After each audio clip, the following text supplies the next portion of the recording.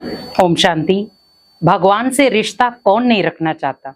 आज हम भगवान से बहुत अच्छे संबंध रखते हैं, लेकिन कई बार क्या होता है, जब जीवन में दुख आते हैं हम उसी संबंध को भूल जाते हैं।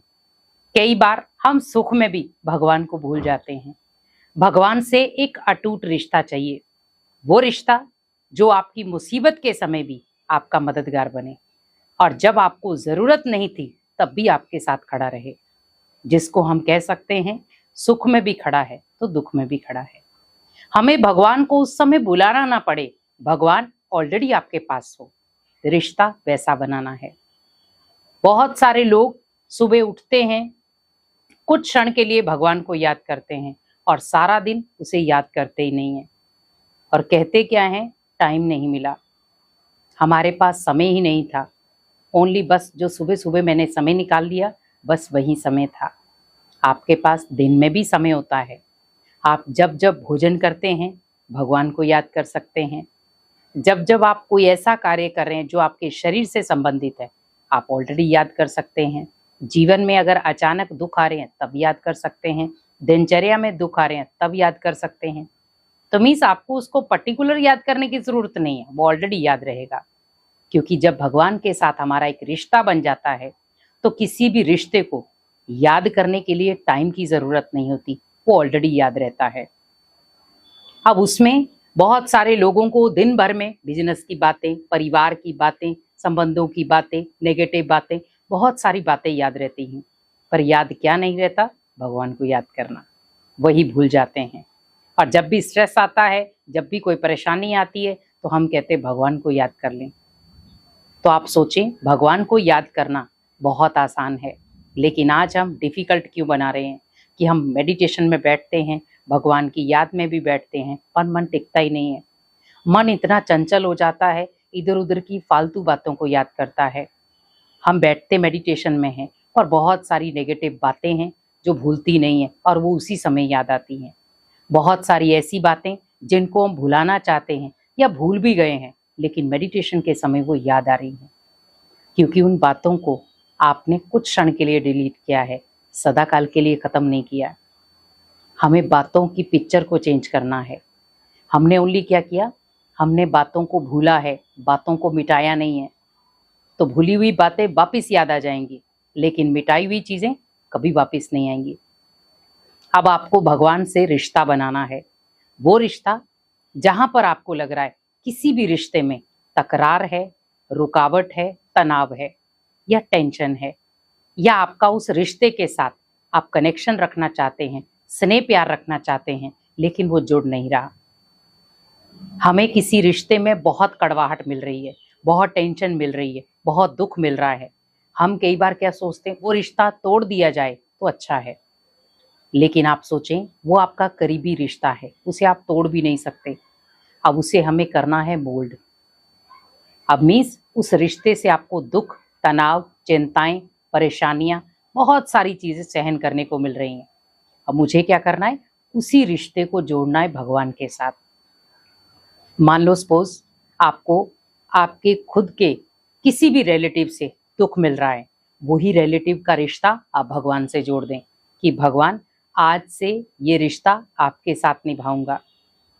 तो क्या होगा, धीरे धीरे जब वो रिश्ता आप भगवान से निभाना शुरू हो जाओगे तो आपको उस रिश्ते से भी प्यार मिलना शुरू हो जाएगा। क्योंकि जब हम भगवान से रिश्ता निभाएंगे तो हम भगवान की कमी कमजोरी नहीं देखेंगे। अगर हम उस इंसान से रिश्ता निभा रहे हैं तो उसकी हम कमी कमजोरी देख रहे हैं, इसीलिए कमी कमजोरी के कारण क्या हो रहा, रिश्ता टूट रहा है। और भगवान से जब उसी रिश्ते को निभाया तो क्या हुआ, उसमें हमने कमी कमजोरी नहीं, उसकी विशेषताएं देखी, तो रिश्ता मजबूत बना।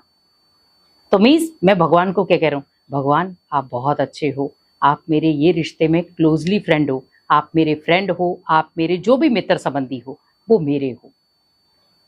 तो क्या होगा, जैसे जैसे आप उस रिश्ते को निभाते जाएंगे वो रिश्ता आपके क्लोजली आना शुरू हो जाएगा। जहां पर भी आपको लग रहा है इस रिश्ते से मुझे दुख मिल रहा है, तकलीफ मिल रही है, पीड़ा मिल रही है, पर मैं उसे तोड़ नहीं सकता, तो वहां पर आप कुछ चीजें चेंज कर दो, उसके प्रति संकल्प चेंज करो। जहां पर आप उनके प्रति नेगेटिव सोच रहे थे वहां उनके प्रति पॉजिटिव सोचना शुरू हो जाओ। जहां पर आप उनके लिए हमेशा कमजोरी की बातें सोचते थे वहां पर उनकी विशेषताएं सोचना शुरू हो जाओ। जहां पर आप उनके प्रति गलानी करते थे, वहां पर उन्हें गले लगाने का सोचो।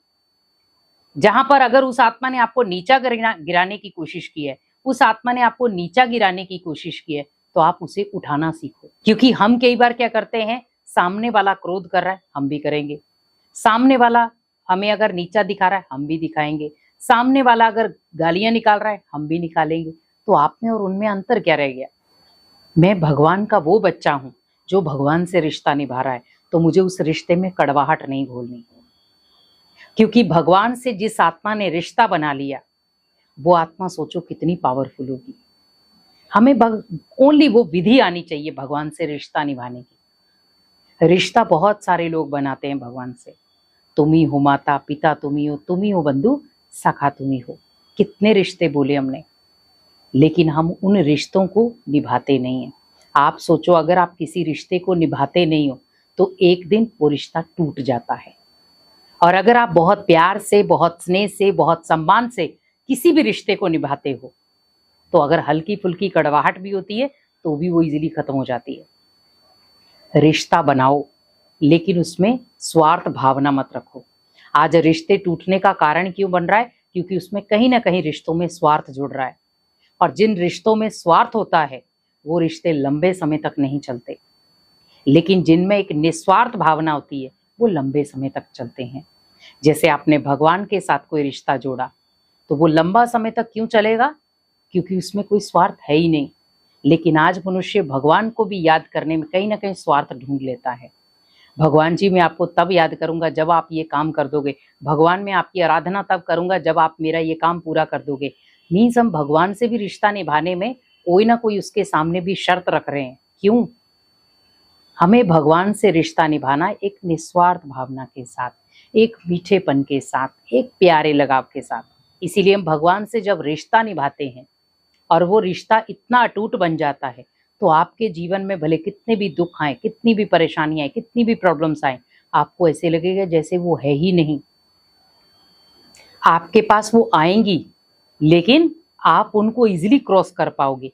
क्यों? क्योंकि आपका जिसके साथ रिश्ता है वो बहुत पावरफुल है, बहुत शक्तिशाली है।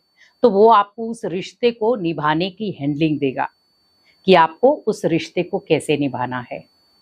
क्योंकि हर रिश्ते का एक नया मोड़ होता है। कुछ सीखने को मिलता है, तो कहीं झुकाव होता है, तो कहीं ठहराव होता है। लेकिन अगर हमें वो रिश्ता निभाना आ गया, तो हर रिश्ते से आपको स्नेह प्यार मिलेगा। क्योंकि हम हर रिश्ते में अगर स्नेह प्यार देना सीख जाएं, सम्मान देना सीख जाएं, एक दूसरे का आदर करना सीख जाएं, हर एक को रिगार्ड देना सीख जाएं, हर एक की बात को सामने रख, सामने वाला अगर आपसे कोई बातचीत कर रहा है तो आप उसको आदर दो। हम क्या करते हैं, कई बार उसकी बात को काट देते हैं, तो वो सोचता है मेरी बात तो कोई सुनता ही नहीं है, मेरी राय तो कोई लेता ही नहीं है। हाँ, आप उनकी राय जरूर ले लो, लेकिन आपको लग रहा है कि अभी फिलहाल ये चीज जरूरी है, तो आप वो चीज करो, ताकि उसको भी बुरा ना लगे और आपने भी उसकी राय ले ली। क्योंकि रिश्ते आज सम्मान के ऊपर टिके हुए हैं। जितना आप आदर सम्मान देंगे, उतना वो रिश्ता टिकेगा। लेकिन बस ध्यान रखें कि निस्वार्थ भावना का रिश्ता लंबा समय तक चलता है और स्वार्थ भावना वाला रिश्ता कुछ समय तक। इसीलिए आज हर रिश्ता दम तोड़ रहा है। क्यों? क्योंकि कहीं ना कहीं स्वार्थ है, किसी ना किसी कारण से। लेकिन हमें जब भगवान से वो रिश्ता बनाना है, तो उसमें निस्वार्थ भावना जोड़ो। तो वो निस्वार्थ भावना आपको भगवान से कनेक्ट भी करेगी और भगवान को आपके साथ जोड़े रखेगी, जिसमें कभी भी जीवन में आपके दुख अशांति आएगी ही नहीं। ओम शांति।